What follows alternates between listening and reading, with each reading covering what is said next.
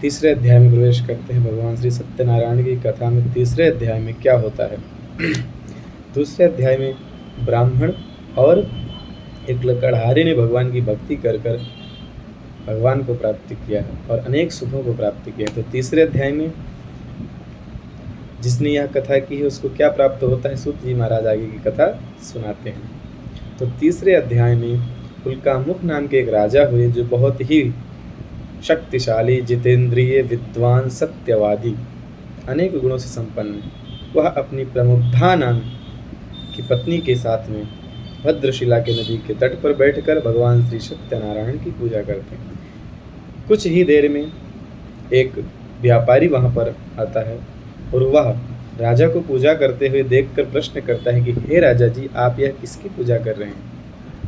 तो राजा जी कोई जवाब या कोई उत्तर नहीं देते हुए चुपचाप पूजा करते रहते हैं। बाद में जब पूजा समाप्त होती है तो राजा जी व्यापारी को कहते हैं कि यह भगवान श्री सत्यनारायण की पूजा है।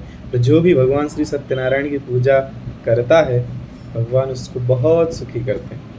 और आज हम संतान प्राप्ति के लिए यह पूजा कर रहे हैं। व्यापारी कहता है कि हमारे यहाँ संतान नहीं है, क्या भगवान श्री सत्यनारायण हमें संतान देंगे?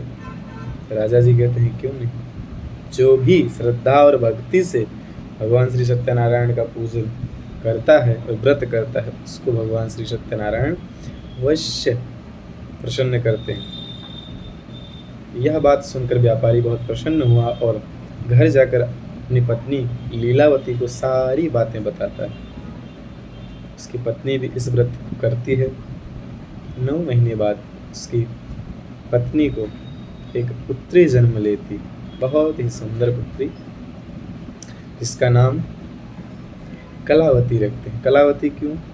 चंद्र की जैसे कलाएं बढ़ती है वैसे उस कन्या के गुण बढ़ते, इसलिए उसका नाम कलावती रखते हैं। दिने दिने शववृद्धे शुक्ल पक्षे यथा शशि।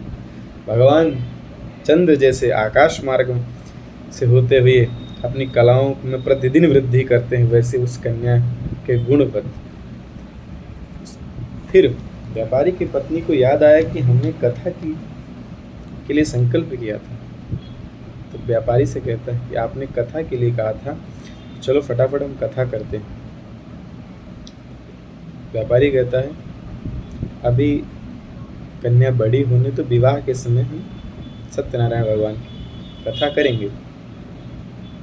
तो भगवान श्री सत्यनारायण का अनादर होता है, क्षमा करते हैं भगवान एक बार।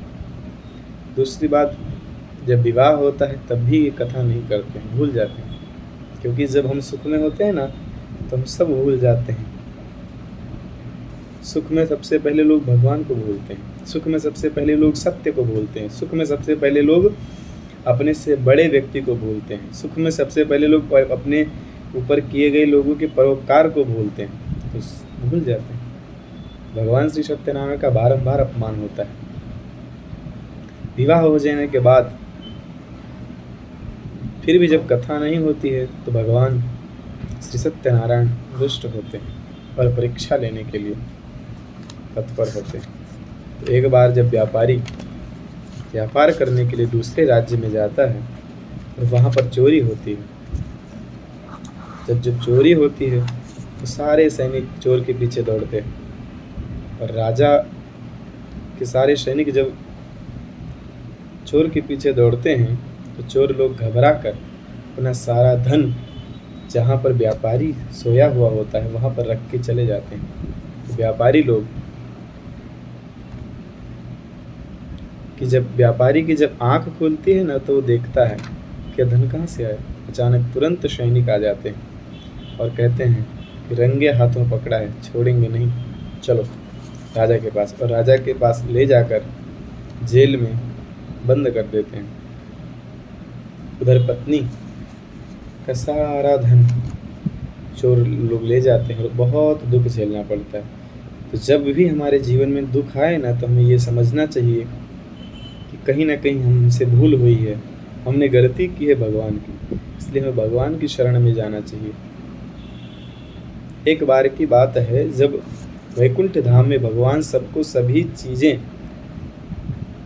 समृद्धता दे रहे थे तो समृद्धता, जो लोग आ रहे हैं ना, कोई धन ले जा रहा है, कोई पुत्र मांग रहा है, कोई राज्य मांग रहा है, कोई आयुष्य मांग रहा है, एक एक करके जब सब लोग आके चले जाते हैं ना, तो एक वस्तु रह जाती है, उस पर भगवान अपना चरण रखते हैं।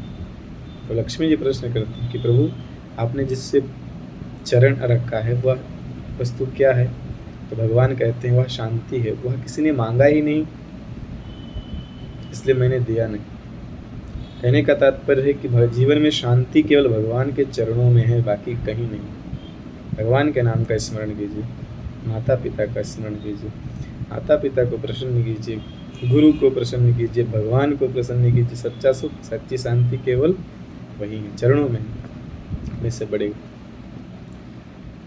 तो जब अनेक दुख प्राप्त करता है व्यापारी, तो एक बार उसकी पुत्री मंदिर जाती है और वहाँ उसको प्रसाद मिलता है, लोग, और घर आने में उसको देर हो जाती है, तो लोग आते आते जब पूरी कथा उसके सुनने के बाद जब वह घर पहुँचती है, तो उसकी माता पूछती हैं कि इतनी लेट कहाँ कैसे हो गई आज? तो वह कहती है कि माता, मैं सत्यनारायण भगवान का प्रसाद लेके आई हूँ। माता को तुरंत याद आता है, बेटी, हमने तेरे जन्म से पहले भगवान श्री सत्यनारायण की बाधा ली थी, लेकिन हम कथा नहीं कर सके, उसी की वजह से हमें यह दुख प्राप्त हुआ है। चलो हम जल्दी से कथा करते हैं। और कथा करके